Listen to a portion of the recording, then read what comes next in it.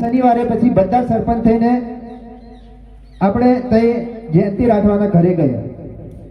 તો જયંતિ રાઠવા આપણને એવી રીતના સલાહ આપી કે કંઈ નહીં, હું તમારી સાથે છું, મારે છોકરા બી નથી, હું છેલ્લે રાજીનામું આપી દઈશ, પણ તમારા માટે લડવા તૈયાર છું.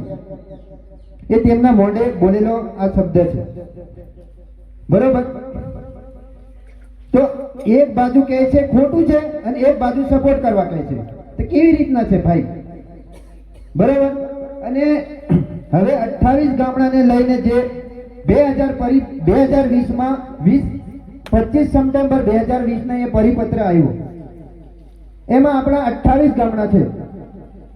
તો 28 ગામડામાં આપણા જે ગામડા છે આબાડુંગર, ખસરા, મોગરા, રાયસિંગપુરા, કાકણપુર, રાજામાટ, તલાવ, નાની ચીખલી, નાખલ, હાથીખાણ, તારકાસલા, શેરડીવાસણ, આરતિયા, બિલદા, ગેલીસર, વાંકાનેર, ખરમડા, માણકા, ઉસેલા, પાટડિયા, બોટફા, સિમલખડુ, ડાબબેણ, વગુમા, કરવી, તુરખેડા અને પડવાણ.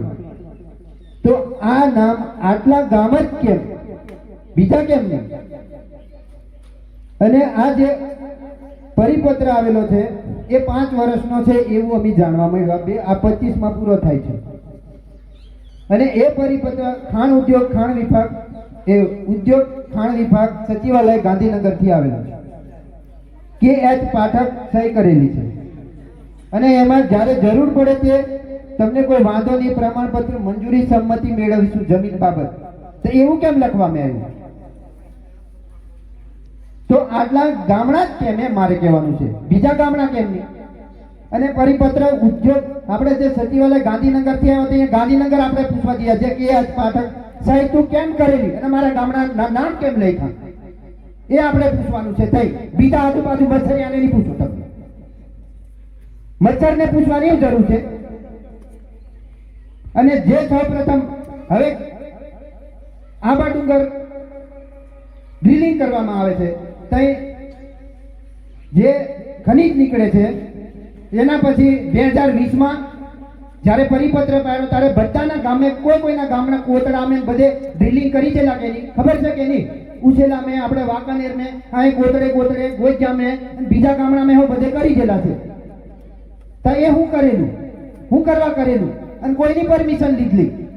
ગીતાબેન એવું બોલ્યા મારે પક્ષને અત્યારે કોઈ લેવા દેવી નહીં હતી, પહેલી ચોખ્ખી વાત. પણ વિડીયો છે એટલે તે મેં કેમ છું કે ગામ સભાની પરમિશન લેવા જોઈએ.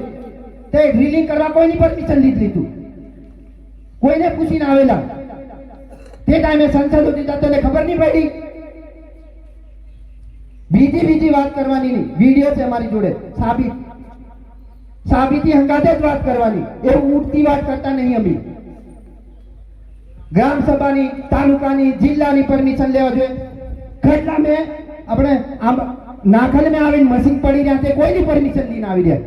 અને હમણાં ખેતર મેં કપાસ ત્યાં છે, ફોટાઓ મેં મારી જાતે જીત દેખીને આવેલો છે.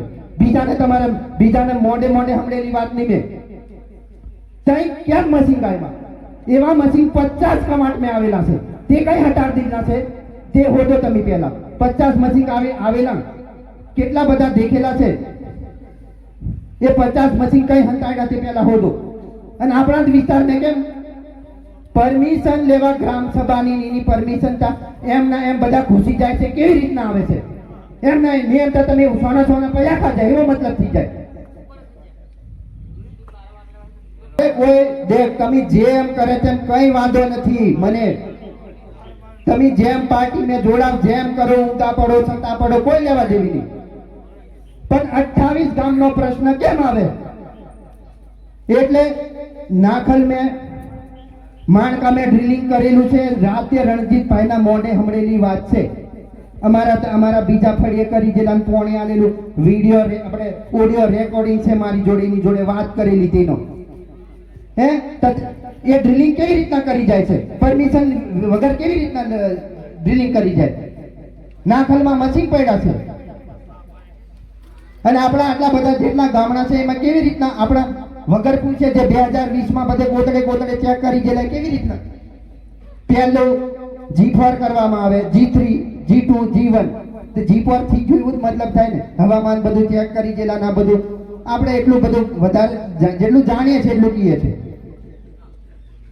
પછી આ 28 ગામડાનો પ્રશ્ન એ આપણો બધા આદિવાસીનો વિસ્તારનો છે, બરાબર. બીજી વાત, સરદાર સ્ટેચ્યુ બન્યું, કોઈ વાંધો નહીં, પણ આપણા આદિવાસીની જમીન જ કેમ થઈ?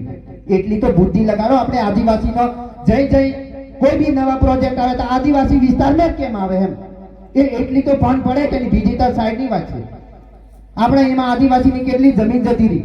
જે સરદાર સ્ટેચ્યુ છે ને અહીંયા મેન એક રંગુભાઈનો કોઈ ભાઈબંધ છે, તેનો વાડો હતો. તેને સામે એક તમે જગ્યા આલો તો તમને એક હોટલ બનાવવા આપીશું, હોટલ બનાવી આલો. હોટલ બની આજે પાર્કિંગ માટે તે હોટલ તોડ નાખેલી છે. શું છે હે? આટલું તો ખબર પડે કે નહીં?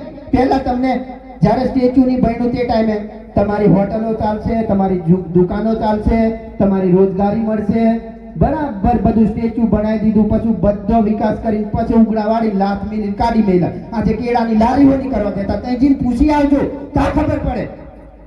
બીજાના મોઢે નહીં હમળવાનું, જાતે હમળવાનું. તે જે વ્યક્તિ જોડે જે બનેલો છે તેને જઈને પૂછો, તા ખબર પડે. એટલે જે તે હકીકત જાણીને કહેવાનું. અંધારામાં ગોળી ફોડવા, તમારી જેવાની મેં નક્કર એમ સાચું દેખીને ફોડવા વાળા તે મોણે છે. બીજું, આપણા નસવાડી તાલુકામાં હાઇડ્રો પ્રોજેક્ટ એમ કરીને આવે, એ બધા આદિવાસીનો વિસ્તાર છે. તો એટલી તો ભાન પડે કે જે બી પ્રોજેક્ટ આવે તે આદિવાસી વિસ્તારમાં જ કેમ આવે છે. ભારતમાલા પ્રોજેક્ટ આવ્યો, 68 ગામડા જાય. અહીંયા વડા તલાવ આ નસવાડી એ બાજુ રીન જવાનો છે. 2020 પહેલા એક ઘણો પહેલો સર્વે થયેલો, 21 મહિનો બહુ વિરોધ થયો. તે સત્તા પણ આજે 5 વર્ષ થયા, હવે એનું ચાલુ છે. એટલે એમની સમજતા હે કે આ 28 ગામડા આજે તૂટી જાય, 5 વર્ષ 10 વર્ષ 50 વર્ષ હો લાગી જાય, પણ ઈતા કાલે હો થઈ જાય એવું નક્કી નહીં. મેં પણ કોઈ બી પેલો જે અનંત પટેલ જે તાપી લિંક એમ કરી 82 ગામડાનો પ્રોજેક્ટ, તે પણ આદિવાસી વિસ્તારમાં. તો મારે એટલું જ કહેવાનું છે, કોઈ બી પ્રોજેક્ટ આદિવાસી વિસ્તારમાં કેમ આવે છે? બીજા વિસ્તારમાં બીજે બધી ઘણી જગ્યા છે ને, આપણે તમે બધા ફરવા કોઈ દાડે જતલા કે દેખલી ગની ઘણી બધું આપણે ઘણી બધી જગ્યા હોય તઈ પ્રોજેક્ટ નહીં બને, આપણા વિસ્તારમાં એટલો જ બને. એટલી તો ભાન પડે કે નહીં? કઈ બી નવું લીન આવે એટલે આદિવાસી વિસ્તારમાં, જે લીન આવે તે આદિવાસી વિસ્તારમાં. પેલા બાપ દાદા આપણે કઈ કરીને પેલા અંગ્રેજોના ગુલામ પેલા વધારે હતા, ચાલો જંગલ में નાહી જઈએ, ગુલામી નહીં ભોગવવા પડે. આ જંગલ में આવ્યા હતા, અહીંથી દોડવા જવા કઈ એમને સમજતા કે 5-5 એકર જમીન આલતે કેવડિયાથી તમે મોઢે પૂછો, બીજાને પૂછવાનું નહીં. જે જેની જમીન જેલી છે 8-8 એકર બધાને ત્યાંથી પૂછો કેટલી જમીન મળી, હું કર્યું. ઝારખંડ में જે હવે બીજા રાજ્ય ઘણી દૂર છે, બાકી આપણા આદિવાસી વિસ્તાર આપણા આદિવાસીને કેવું કેવું હું કરાવે છે. આ પેલો જે નહીં આવ્યો તે બધું ખોટું છે. તીનો હમણાં ફાઇનલ હો, બરાબર.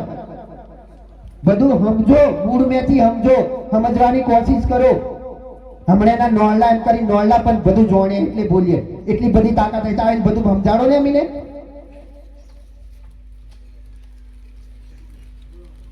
બીજી વાત નહીં, જે છે જે આપણો પ્રશ્ન છે. હવે ભારતમાલા પ્રોજેક્ટ આવે છે આપણા વિસ્તારમાં, પછી હાઇડ્રો પ્રોજેક્ટ, પછી તાપી લિંક, એ તો અનંત પટેલ કેન્સલ કરાવી દીધો. આપણા 28 ગામડા. બીજું, જ્યારે સરદાર સરોવર બન્યો ત્યારે એ જમીન કોઈ પટેલિયાની બધાની જેલી છે કે આદિવાસીની? આદિવાસીની જ બધી જમીન જેલી છે. એમને બધાને ઉઠાઈને બીજે નાખ્યા. પાણી તમને એકાક ટીપું પાણી મળે કે હમણે? એકાક ટીપું પાણી મળે કે નહીં મળતું કે નહીં? આપણા લોકો જમીનનો ભોગ આલવાનો, લેર બીજા કરે, લેર કરે, પછી આપણે મજૂરીએ જાય, મજૂરીએથી છોડીને બૈરાને હાલતે. આ તમારી હાલત.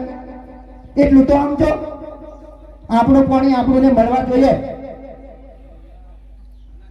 તો આપણી જોડે આટલો બધો અન્યાય કેમ થાય છે? એટલે મારે એવું કહેવાનું છે, આપણા ગામડા 28 અંદર આવેલા છે. એમાં આપણો ગામ છે એટલે જે પણ 28 ગામના બધાથી આપણે જે બી કરવાનું છે એ બધાથી કરીએ. કોઈ તમે એમ પેલાને વોટ એ વાત બધી બાજુની વાત છે. આપણે સમાજના તારીઓ જમીન છે ને મારીઓ છે ને બધાની જમીન છે એટલે બધા જ ભેગાથી જે બધા ભેગાથી કરવાનું, જે બી આગળ પ્રોસેસ કરવાની આવે એ બધા ભેગાથી કરવાનું છે, બાકી બીજું હોદવાનું નહીં. અને જમીન હાલ દે એમ તક પહેલા આપણે તમે જમીન જે હાલવા કેતી ને પહેલા પૂછો કઈ જમીન છે. હમણે બધા જે હમણે વસાહત છે ને એમને બધાને પૂછી આવજો ચોમાહામાં ખેતી થાય કે નહીં. હમણે હાવ દિયા ખેતી કરવા ચોમાહામાં બધું પાણી ભરા જવા. અને આપણે આજે જેવો વરસાદ પડે તે ઓછો પડે પણ આપણા ખેતરમાં પાકે છે અને આપણું વાતાવરણ એકદમ શુદ્ધ છે. હમણાં ઉનાળામાં અમદાવાદ જઈને દેખજો, પછી અહીંયા આવે તો ખબર પડે કેવી ગરમી શું છે બધું તે. એટલે જે વસ્તુ કંઈક હોય તે સાચું હોય એટલે જ કહીએ છે, બાકી કોઈ શોખ નથી. અને કોઈ બી એવું કહેતા હોય તો અમીને સ્ટેમ્પ પેપર પર લખાણ કરી આલે, એવું મોટે મોટે બોલે ને અમે વિશ્વાસ નહીં રાખતા. આજે ફરી વળે કાલે ફરી વળે, બરાબર? એટલે સ્ટેમ્પ પેપર પર લખાણ કરી આલે તેઓ જેવું તેવું નહીં. આજથી અહીંયા જય સુધી આપણે જીવીએ આ જીવન તમને કોઈ નહીં ઉઠાવે એવું સ્ટેમ્પ પેપર પર લખાણ જોઈએ તો જ મેં સાચું મોની. બાકી છે મોડે તમને કોઈ નહીં ઉઠાડે એમ કી દેવાય. એટલે કેવી રીતના? એટલે જે સંસદ ધારાસભ્ય જે બી હોય બધા આપણા જ માણસ છે, આપણા જ સમાજમાંથી આવે છે અને આપણે તેમને ચૂંટીને મોકલેલા છે. આમાં કોઈ પાર્ટીની વાત નથી, પણ અનંત પટેલ છે એ એક ધારાસભ્ય છે અને 82 ગામડાને જે 82 ગામડાનો જે પ્રોજેક્ટ હતો તે કેન્સલ કરાવ્યો. તો આપણી જેમ જે આપણે ભેગા થાય એવી ભેગા થવાની જરૂર નહીં પડે એવી રીતના એ લડીને આપણું કેન્સલ કરાતા એટલે સ્ટેમ્પ પેપર પર ચોખ્ખી રીતે લખાણ કરી આલે. આ જીવન સુધી તમને કોઈ ઉઠાડે નહીં એવું બધું લખાણ કરી સહી સિક્કા હંગાતે અમીને હાલ દે એટલે અમી પછી આ કરવાનું બંધ. એટલે આપણે શાંતિથી પોતપોતે ખેતર અને આપણે પોતપોતેનો ધંધો તે કરવાનો. પણ તે છતાં એક બીજું હોય યાદ રાખજો, કઈ ના કઈ આપણા આદિવાસીને પાછળ પાડવાની કોશિશ કોઈ ના કોઈ કરે છે. એ તમને ખબર છે. જે વર્ષો પહેલા આર્ય આવેલા અને આજે કોઈ બધા સત્તામાં છે ને એ યાદ બધા છે. હગે 1 થી 5 ધોરણની સ્કૂલ છે અને એક જ શિક્ષક. એવા કેટલા ગામડા બધા છે. ચાલો 350 કરોડનું બજેટ આવતું હોય આપણા આદિવાસીના વિકાસ માટે, સારી સ્કૂલ બને, સારી કોલેજો બને, સારું બધું આપણા લોકો ભણી ગણીને આગળ જાય તો એ પૈસા વપરાય કઈ? આપણા બજેટમાંથી જ બધું ભણાવે હકે, કોઈ પોતાના ઘેરમાંથી નહીં હાલતા. એટલું યાદ રાખજો કે કોઈ ખેતી કરીને હાલે ને આપણને એટલે કોઈ હાલતું નહીં. આપણો ટેક્સ એના બધા પૈસાનો જ આપણને મળે છે. જોહાર, જય આદિવાસી. અને જે છે તે સાચું જ કીધું છે એટલે માફીઓ નહીં માંગવા. જોહાર.